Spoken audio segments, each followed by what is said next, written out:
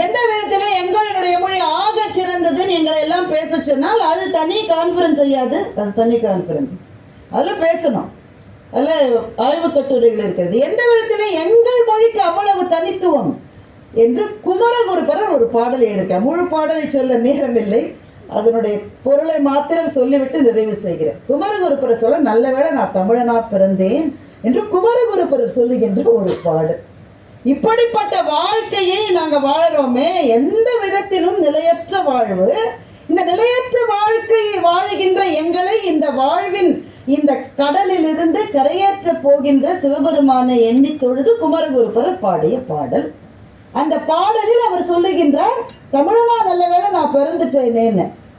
இந்த கருத்துக்கும் தமிழனா பிறந்ததுக்கும் என்ன பொருத்தம் என்று நம்முடைய எண்ணம் தேடுகிறது அல்லவா? அவர் சொல்லுகின்றார், மாதொரு பாகனாக காட்சி தருகின்றார், உமையும் சிவமுமாக கலந்திருக்கிற அர்த்தநாரீஸ்வரனுடைய கோலத்தை குமரகுருபரர் பார்க்கின்றார்.